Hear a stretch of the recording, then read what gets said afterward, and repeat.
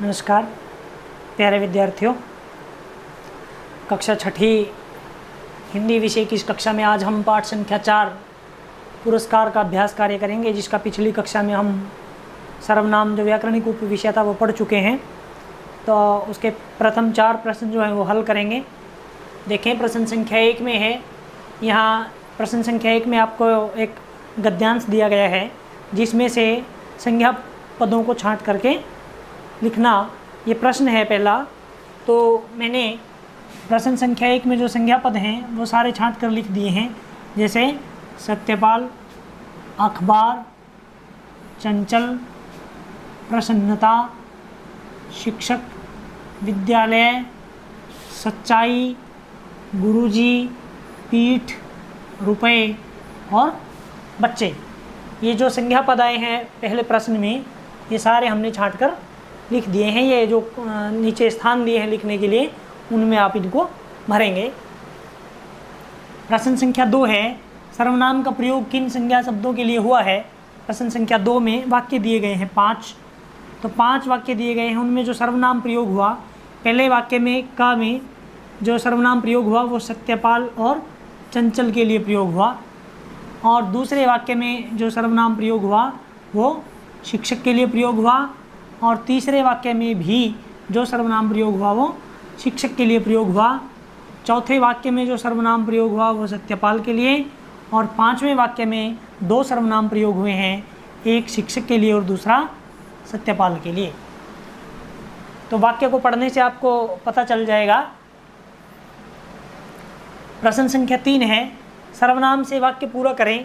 ये मंजूषा में सर्वनाम दिए गए हैं, उसे, आप, उसके, वह, हम और उसने, ये सर्वनाम दिए गए हैं 6, और वाक्य 5 हैं। तो मधु ने कहा कि खालिस्तान कल शहर जाएगी, इसमें आ जाएगा वह, इसमें आ जाएगा एक का भाग में आ जाएगा। मधु ने कहा कि वह कल शहर जाएगी।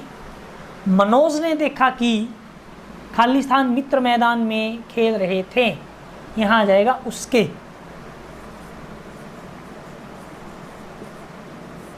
उसके मित्र मैदान में खेल रहे थे।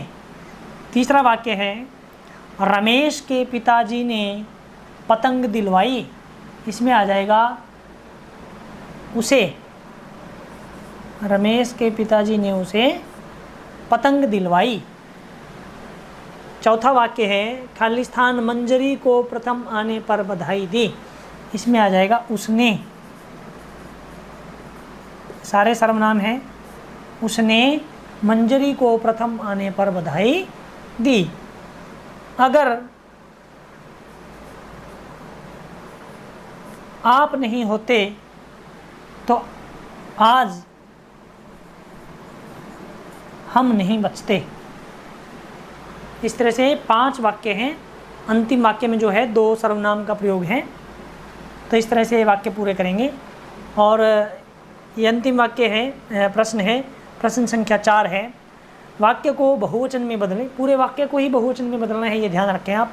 जब कर्ता को बहुवचन में बदलेंगे तो क्रिया अपने आप बहुवचन की हो जाएगी। जैसे पहला वाक्य है, वह जा रहा है।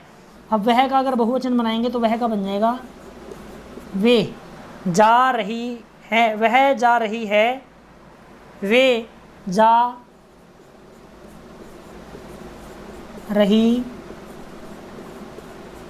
हैं, वे जा रही हैं। अब आपने ध्यान रखो, देखो वह और है, कर्ता और क्रिया दोनों को बहुवचन में बदलना है। दूसरा वाक्य है, उसने मेरी पुस्तक उठाई। उसने मेरी पुस्तक उठाई, उसने का बन जाएगा उन्होंने।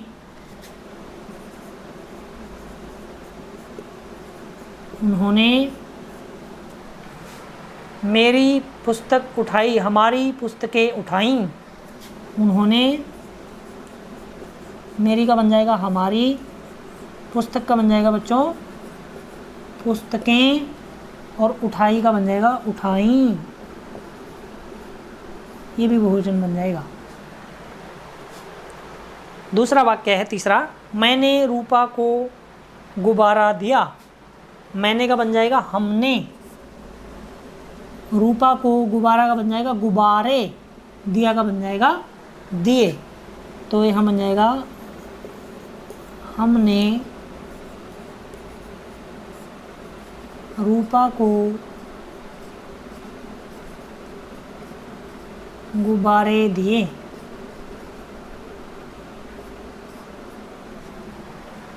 चौथा वाक्य है जिसे लड्डू चाहिए वह आगे आए।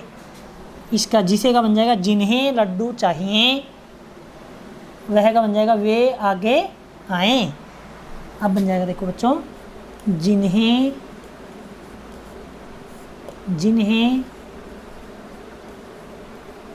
लड्डू चाहिए वे आगे आए। दोनों जगह क्रिया बदल जाएगी, दोनों जगह कर्ता बदल जाएगा। जब कर्ता बदलेगा तो क्रिया उसके साथ अपने आप बदलेगी। यह खिलौना किसके लिए है, यह का बन जाएगा ये, खिलौना का बन जाएगा खिलौने, किसका का बन जाएगा किनके, है का बन जाएगा हैं। ये खिलौने किनके लिए हैं, ये खिलौने किनके लिए हैं, प्रश्नवाचक चिन्ह। तो बच्चों ये आपके अभ्यास के जो पहले 4 प्रश्न हैं ये हमने हल कर लिए हैं, और आगे का जो गृह कार्य है आपका वो आप करेंगे प्रश्न संख्या 5 से प्रश्न संख्या 10 तक। अगले 6 प्रश्न हल करेंगे और अगली कक्षा में हम उन प्रश्नों को समाधान करेंगे। धन्यवाद।